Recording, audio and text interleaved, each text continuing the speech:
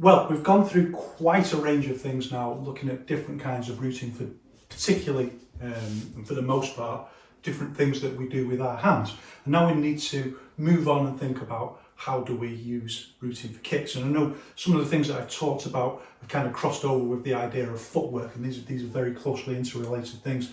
Something that we don't always think about when we think about routing. And as I've spoken about before, in many cases the way we think about routing, or the way people generally speaking think about routing, is quite limited. It's quite primitive in terms of, it's usually just, you know, you hold your position and someone pushes you. See lots of demonstrations like that. And if you've been watching this far, then you'll know that I'm showing you like the art of routing in a much more sophisticated and detailed breakdown that applies to how we use our feet to transmit force in different ways.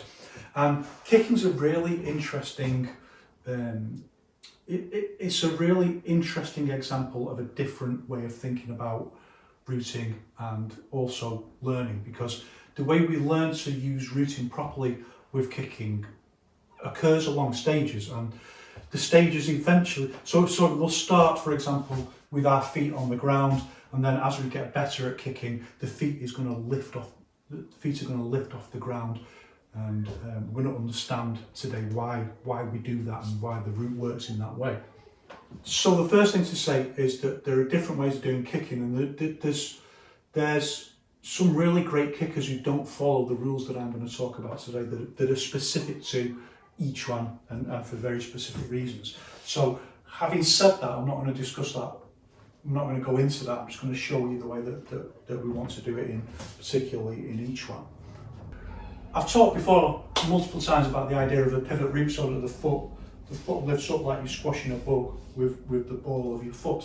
Now we need to think about a kind of similar concept that we call a twist route or twisting route. And this is essential for how we're going to use our routing and footwork to deploy power into a kick.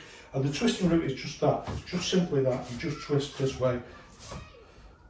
And the way it's done is, you do take, it looks like the foot stays flat on the floor, but actually most of the weight then transfers to the ball of the foot, and the heel just comes to a tiny amount, just to allow you to do that. As you get better at this, you're going to apply the same principles of Thr3 to this movement. So you want it a short movement with the heel, like it, almost as if like there's a ball on the floor, and you just want to ping it. And that's the exact movement that we want, and the exact feeling of movement. Now I'll see this all the time when I'm watching people doing bag work. You know, I never intervene in or give anyone any advice or anything like that. But I like to watch people sometimes and see what they do. The one thing in terms of kicking that usually I could add to someone else's practice that would radically improve their ability to generate power like that is to add in this movement. So think about the difference, for example, of a front kick where you lift and you kick. What we want is to add this twist route where you lift and you open this way. So there are some rules to each one kicking, or the rules, the general wushu rules. So you see it all the time in sandar. You know, it depends on whether someone's more of a specialist kicker or not. So I should say, like, there's a really big difference. For example, if you know, in terms of each one, you don't see that many people doing kicks, but two people you do see do kicks is Yao Cheng Wang and Yao Cheng Rong, and there's a big difference in the way that they, if you go and watch the way that they do it, and Yao Cheng Rong is a much more specialist kicker than Yao Cheng Wang, and you can see Yao Cheng Rong's like kicking method is spot on, you know. So you can see that he lifts and lifts, open a quad and kick this way. Whereas if you watch Yao Cheng Wang, you'll see that he lifts up this way. So usually we don't want this in each one, like we drill this out. If you're going to spend some time to become like a specialist kicker, really spend some time emphasising that, because what you don't want is to lift the leg like this so that it can just be checked like that. So if you look at how Yao Cheng Rong does it, he lifts his leg right up, you know, and he'll kick like that, And that's the way you want, that's the proper way of doing it. That requirement in mind, the next thing that we need to understand is that's really not understood by a lot of people when they're doing kicks, is that the power of the kick, particularly in the Yiquan method, doesn't come from like the swinging in of the leg. So you can do kicks like, you know, you can use your whole body to swing the weight of the leg in like that. And some people think that that's really where the power is coming from, so they try to swing the leg in. What we want is something different, just exactly the same as all our other movements. We want to apply Thr3. So what we're going to do is turn very sharp around the axis of the body, and then the kick's going to follow on from that movement and be integrated in a whole body kinetic chain into that movement. Our power is going to come from different elements working together, one of which is the power of the intention, the power of the mind, not just intention as in that I've talked about before, that it knits together the whole body into one system, but the real like intention that you want to, if you're kicking a bag, to kick through the bag as hard as you possibly can. And if you don't have that intention, then you don't do the techniques hard enough, and then the principles of the routine that we want to talk about won't come into play. So it's got to be fast, it's got to be powerful, and in that way we can go to the final level of routine that we're going to talk about shortly. So keep that in mind. So by adding this little twist on it, it does a few things. So you can imagine you can sometimes do a kick like this where your quad is closed, so you're just fighting and you do kind of in kick, and it can be very useful when you're very close in, and it can be powerful, and it can really hurt your opponent. But if possible, like our baseline, most basic kick isn't like that. We want to open, we want to use this twist of the foot just to allow the quad to open and to allow the whole body to twist around the axis. And this is the thing that I see when I see people kicking the bag, and they're kicking the bag like this. You can see that the loss of power because they're just doing it like that. And I just want to say, just swing and twist in this way. But again, the power doesn't come from the swing as such, so it's about integration and timing, and it's why a lot of people in Yiquan maybe don't specialise particularly in kicks. You've got to, it's as much a mission to learn how to be a good kicker as it is to learn how to use your hands well. It's an equal and separate art. It's not something that you just get because you can punch.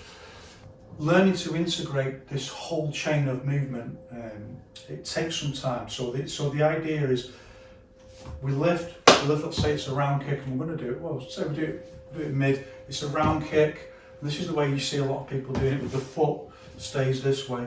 What we want to do is time it so that as we swing in and right at the last, then that's your Thr3, your twist round the axis. Right at the last. This isn't slow. I mean, it's going to take time to lift the leg up anyway, but this is where the power is. The power comes in this, the last little bit where you add that extra bit of zip on the. And if you've ever been on the Wurlitzers or something like that, and you've got one of the Wurlitzer workers who, you know, you sat in the Wurlitzer and they get behind you, and just as you're going round, they spin it like that, and it just adds that extra little bit of whip on it. So that's how we generate the power in kicks, and it's the same for all the kicks. Some slight differences in terms of body posture, but it's the same idea for our basic kicks. So if it's front kick, lift, and a foot twist, we open the quad. If it's round kick, lift, twist. If it's side kick, lift, twist, and kicking this way. In terms of the mechanics of the routing itself, it's exactly what I just discussed before, that it twists pretty much on the ball of the foot like that, but the heel stays very flat indeed, so it just kind of scrapes the floor. It's not just about keeping in contact with the floor, as we'll see in a moment. Like when we move up into the advanced level, we want to lose contact with the floor. It's about the shape of the body when you kick. So if you come up on your toe, like if you're going to do a low round kick and you come up on your toe, not only is it unnecessary, but it's destabilising and it leans the body back for no reason as you compensate for it. Whereas we just want to maintain a flat and straight as possible body for the round kick, and also similarly for the front kick. Then the other thing we need when we do these kicks is to push in with the hip, so you can see it much more clearly with the front kick. Lift, lift, and push open the quad, and the body goes straight on like that, and you kick straight up. And it's partly a flexibility issue as well. So I've heard people say that flexibility doesn't matter in Yiquan. Well, it does if you want to kick well, particularly if you want to use front kicks higher, which are really useful. So you lift, lift and open and twist and use this twisting route this way. In terms of what you make contact with, it's usually like the ball of the foot for this, the ball of the foot, and it depends. Like the foot can hit and then the heel can hit in as well, it just depends. Usually if you're doing it on a bag or something like that, the ball of the foot will hit first, and then if you're close enough the heel will go in. But usually we don't want the foot to be pushed back like that because it can really hurt it. So usually it's the ball of the foot that just pushes in for the front kick. In terms of round kick targeting, it's usually the shin that we want to get in. That really, even if you just do it quite light on someone, it can really hurt if they're not trained. But you can use the foot if you hit the soft part of the thigh and so on. But you can also use the point of the foot, which is one of the features of Yiquan. You don't really see it in other. We see it in Savat, but in martial arts that are sports based, so it doesn't have that same idea that you might be wearing shoes, but you can kick up with the toes like into the groin straight up like that. And that's also one of the cases where you don't necessarily need to turn the foot too much. But that's a front kick, so we'll talk about that in a moment. Side kicks are exactly the same in terms of roots, but in terms of generating power, there's a different body shape where you lift and you will lean back this way. So you will 1, 2, and make a structure this way. So that you can open because you can't open the quad as such and keep the alignment with the foot. So you want to open, and here's the twist, everything this way into the strike. And you want to be hitting with the heel, not really you can hit like a little bit into anywhere up to here, but ideally the heel. This is your target point really, not really you don't want your foot to be bent in by hitting with the toes. And again, we lift, and even if we're kicking low, lift and then stamp and open this way. And the higher it is, usually the more we've got to lean back. It's not just about flexibility, it's about the way the body's going to turn sharply around and use the shoulders to add in some force. So for that, if you've got access to a bag, punch bag, or someone who can hold a pad, then have a go and just try the differences between using this kind of static route where you just do that and then just opening up this way. And it's very much a flexibility question, right? Like exercises like this, and where you stretch this way, but all round flexibility will really aid in your development and use of this kind of routing. You'll usually find that people just can't at first. Like one of the things that they'll have difficulty with is, like, say for a side kick, just opening up completely flat, or for a front kick, opening up flat this way across the quad. It's a flexibility issue that people have a lot of problem with, so it requires working on in order to be able to do this. You'll very often find that people can only go so far, and it will affect their targeting. Like they'll start kicking off to the side and things like that because they think in their mind they're going to open up flat this way, but actually their hips aren't flexible enough and they pull it off to the side and you start missing the target that way. So some things with aiming and accuracy are related to flexibility that we don't necessarily recognise at first until we see what it is that we're actually trying to do with the body. And this again is what we talk about in the old Wushu texts as opening, closing and opening. This is opening the quad, and trying to create this straight line that with the foot and the back foot, the hips and the lead foot, we're all in a straight line, and this foot turns out. And don't worry, it can turn out quite far. It doesn't have to stay pointing forward, it doesn't have to follow this normal rule of 45 degrees this way. It can go, and usually does in fact, go 45 degrees that way, so that you can open this way. not quite so much 45, but the more power you put in, the more you'll find that the foot will turn back this way. All the same principles apply to your front leg kicks, and one of the things that's important here is leg strength, but not leg strength as we normally mean it. And I went through this myself. Like, I tried building leg strength through, you know, putting weights on my feet and doing slow kicks and things like that. And it really didn't do anything. The only thing that did anything was when I followed Yao Zhongzhen's advice and just kind of went back to the core movement stage and just practicing like these kind of exercises, because it's not about strength in terms of muscle size. It's about being able to use the muscles that you've got in a more efficient manner, getting rid of unnecessary tension in the muscles. It's unbelievable the amount of strength that you lose through tension in your body. So that all that kind of advanced Mozart boost stepping training, just to teach you, I mean, these are enormous muscles in your legs. You lose so much strength, like just through, like even just daily life, the tension of daily life, you know, the interaction between intent and stress. But the way we're brought up, you know, not to use our bodies efficiently.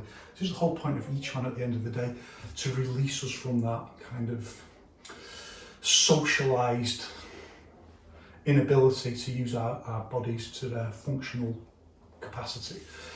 So by practicing those exercises, you can learn to relax those muscles more, and it's astonishing all of a sudden how much lighter your legs become and how much you can do. And then as you practice it, I'm not saying it's I'm not saying it's nothing to do with the development of muscles. Obviously there's an element, of course, of like physical change that's taking place with this, but the more you can do that, then the more relaxed you get, and the more the muscles are able to develop and work together as a whole system.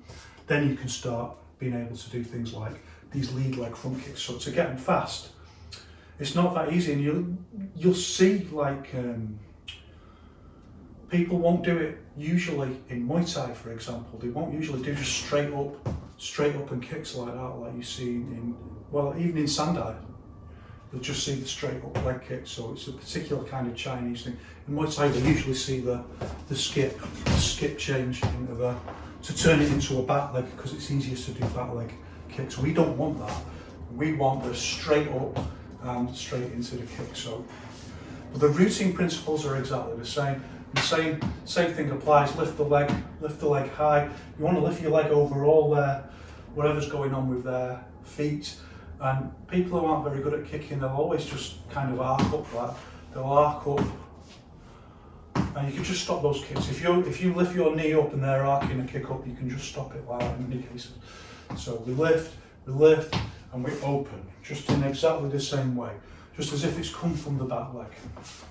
The rule is exactly the same. However, and here's the really interesting progression bit. Once you kind of practice this on the floor, you reach a certain point where you're not able to fully deliver the power that you feel like you've got. And there's a certain barrier, and you think, well, like, what is that barrier? And it's one of the ways in which it's, you know, useful to have a teacher who can just point out that the issue here is, don't stay earthbound. You can jump with the kick. So jump a little bit, and what you do then is you remove the friction from the step. And also the jump itself can be a little bit of a jump in, which adds force. You can jump into the movement, which makes it faster, which also adds force. But most importantly, your foot can just turn like that without any friction whatsoever. So you can get this movement as fast as it can possibly be. And it also makes it a lot easier to open the quad. It makes the whole movement significantly easier. And what you find is that when people make this breakthrough, it's like an aha moment. So the first aha moment is learning to turn your foot out when you kick and getting the alignment right. Be careful with that, by the way. I should have said earlier.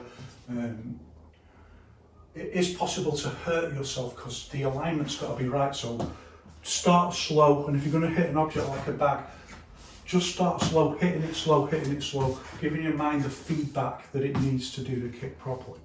But the next aha moment is when you learn that you can jump with the kicks. And I don't mean proper big jumping kicks, that's another thing entirely. Those are valid techniques, but it's another area that we can look at maybe another time. But just jumping up a little bit off the floor, just so that the foot has no, so when it turns like that, it has no resistance, no friction whatsoever.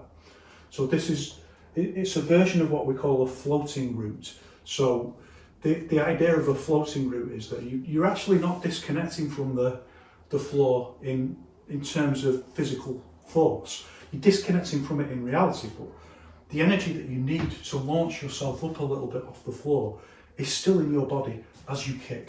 So that connection with the floor is still there. It's still there through the laws of physics, because the energy that you put into it is equivalent to the force that you would get from just pushing from the floor. So call it a floating route. There's different kinds of floating routes, but anything where the foot comes off the floor and uses this principle of you're still transmitting, you're still hitting someone with the floor, you're still transmitting your route from the solidity of the floor, but you've just transformed it for a moment into the energy of jumping, and the foot can just do that very fast, and you can open very fast like that. And it's a tiny, tiny movement. So one of the things that you can do when you get this, one of the really great training exercises, and I still do it all the time, is starting with your foot off the floor, near the punch bag, and just practicing releasing force for all your different kicks, and also putting your foot on the bag, so you're pushing it and just releasing force through a sharp movement, and seeing how much force you can actually generate from a tiny, tiny little movement. And it's also something that other people are like, wow, how are you doing that? It's, as Yao Zongzong talks about, like, people don't understand, like, every bit of the body moving a little bit adds up to an enormous amount of movement overall, and that can be significantly more actual kinetic movement and kinetic forces generated through that, particularly if it's moving very fast, than someone just going like that and hitting the bag like that. Looks like a massive movement, but there's no kinetic force there hardly, but a sharp movement where the whole body is, and it transmits force to the target by the right kind of solidity and interaction of solidity and relaxation in the body that we're looking for, this dialectical body consistency in the configuration of the body form. Transmits force into the object from a tiny movement, and it's like, wow, it's quite revelatory as well. And that's when you start realizing, like, the power here isn't coming from swinging the leg or anything like that, maybe a little bit, but the power's in this moment when you integrate it into that last moment where the foot turns, and that's where you turn, by the way. So swinging, your foot's halfway up before it starts to, so what you don't want to do is this either, turn and hit this way, which is kind of a bit of a, you see it sometimes formalised in karate like that, and you can see that at some point this method was there, and it's been changed into a more formalised twist and kick, and that opens the hips up so that you can kick, but it loses this ability to use the Farley round the Farley movement round the axis of the body. So you don't want to do that and then that. You want to time it right so that when the leg's here, you want to maximise this movement. So you don't want to do it too soon. You want to maximise this movement so it's here, and that just hits in just at the right moment, just adds into the chain of movement just at the right moment. And the last thing you need with the kick is to really push in with the hip. Remember, the leg doesn't lock out straight like that. That's what Wang Shenjai will call being brittle. It maintains this emptiness in the knee pit and the ankle pit, as I call them, the quad pit. It maintains this curvature even when it hits. It's not brittle. And then there's a little bit that comes from this articulation here, and then that's where you add in that little bit, and then all the power adds up together into this kinetic chain. And when you can do it, then you get this floating route. It's the same for other kids, it's the same for side kick, by the way. You can jump, yeah, it's just a tiny little jump, even if I do it like that. One, it's just a tiny little jump, lift all the weight off the floor, lift your root, float your root round, and then just time it into the kick.